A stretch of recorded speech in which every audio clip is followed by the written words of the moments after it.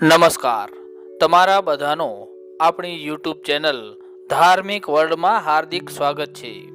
મિત્રો, આજના યુગમાં દરેક વ્યક્તિ ધન કમાવા પાછળ ઘણા પ્રકારના કાર્ય કરતા હોય છે. જે વ્યક્તિના જીવનમાં ધનની કમી હોય છે તે ઘણી બધી સમસ્યાઓનો સામનો કરે છે. આજથી જ નહીં પરંતુ પ્રાચીન કાળથી જ ધનને ખૂબ જ વધારે મહત્વ આપવામાં આવ્યું છે.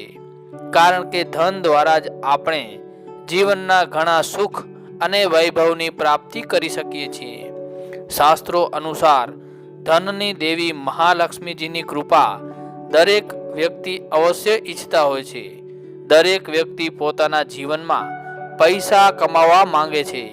જો કોઈ પણ વ્યક્તિ પોતાના જીવનમાં સારું ઘર, મોંઘી ગાડીઓ, ધંધા રોજગાર, કોઈ પણ પ્રકારના સપના જોતો હોય છે તો તે તેના માટે ધન ખૂબ જ આવશ્યક હોય છે. મિત્રો, આપણા સમાજમાં કિન્નરોનો સમાજ હાલે સુધરવા લાગ્યો છે.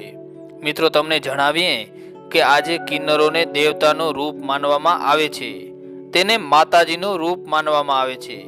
મિત્રો, કિન્નરો આમ તો દિલના ખૂબ શાંત હોય છે, પણ કિન્નરોને કોઈ કમાવા માટેનો સ્ત્રોત નથી.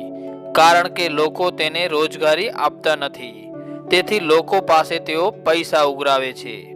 પરંતુ એક છે કે તમે જો કિન્નરો પાસેથી એક વસ્તુ લઈ લો તો તમને ખૂબ જ લાભ થઈ શકે છે.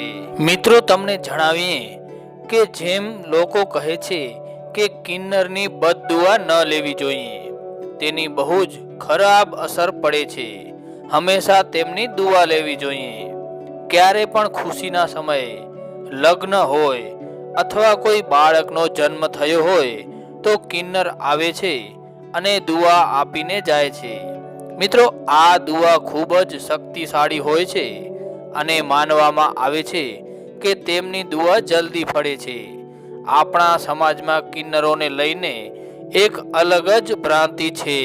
મિત્રો, આપણે વિચારવું જોઈએ કે જે રીતે ભગવાને આપણાને અવતાર આપ્યો છે તે જ રીતે કિન્નરને પણ ભગવાને બનાવ્યા છે. એટલે તેમને પણ એક ઇજ્જત અને સન્માન મળવું જોઈએ જે આપણાને મળે છે. હવે આપણે વાત કરીએ આ ઉપાયની, કેવી રીતે આપણે કરોડપતિ બની શકીએ છીએ અથવા ધનની વર્ષા કેવી રીતે થાય છે. મિત્રો, મારી વાત આગળ વધારું એના પહેલા એક સર્વેને વિનંતી છે કે આપે હજુ સુધી અમારી આ યુટ્યુબ ચેનલને સબસ્ક્રાઇબ ના કરી હોય તો સબસ્ક્રાઇબ જરૂરથી કરી લેજો, જેથી તમને આવા જ જાણકારીવાળા અને ધાર્મિક વિડીયો મળતા રહે. મિત્રો, કિન્નરો જ્યારે પણ આપણી પાસેથી રૂપિયા લેવા આવે ત્યારે આપણે તેમને પ્રેમથી અને આદરથી રૂપિયા આપવા અને સાથે સાથે એક વસ્તુ અચૂક માંગવી, જે છે 1 રૂપિયાનો સિક્કો. પણ એ વાતનું ખાસ ધ્યાન રહે કે કિન્નર તમને તે 1 રૂપિયાનો સિક્કો પ્રેમથી આપવો જોઈએ. તેની પાસેથી આ 1 રૂપિયાનો સિક્કો જબરદસ્તી કે ધોખાધડીથી ના લેવો જોઈએ. મિત્રો, આ 1 રૂપિયાનો સિક્કો કિન્નરો બધાને નથી આપતા. જો તમે નસીબવાળા હશો તો જ તમને તેઓ આપશે. મિત્રો, તમે ફક્ત કિન્નર પાસેથી 1 રૂપિયો લઈ લો, જે બહુ નાની રકમ છે, એટલે તેમને આપવામાં પણ કોઈ મુશ્કેલી નહીં થાય. મિત્રો, જણાવીએ કે કિન્નર તમને જલ્દી એટલી આસાનીથી પૈસા નહીં આપે, માટે તમારે એમને રાજી કરવા પડશે, ત્યારે એ તમને પૈસા આપશે. તમે એમની પાસેથી ખૂબ પ્રેમથી પૈસા માંગો. જો તમને એ પૈસા આપી દે એટલે પછી તમારે શું ઉપાય કરવાનો છે તેના વિશે આગળ વાત કરીએ. મિત્રો, કિન્નર પાસે 1 રૂપિયાનો સિક્કો લીધા બાદ તમારે આ ઉપાય અચૂક કરવો જોઈએ.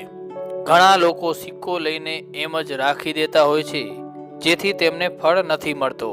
જેથી જ્યારે પણ તમે કિન્નર પાસેથી સિક્કો મેળવો છો તો તમે તે સિક્કો બુધવારના દિવસે લીલા રંગના કાપડમાં બાંધી લેવો અને તમારા પર્સમાં રાખી દો, અથવા તમે જ્યાં પણ ઘરમાં પૈસા રાખતા હો તે જગ્યા પર તેને મૂકી દો.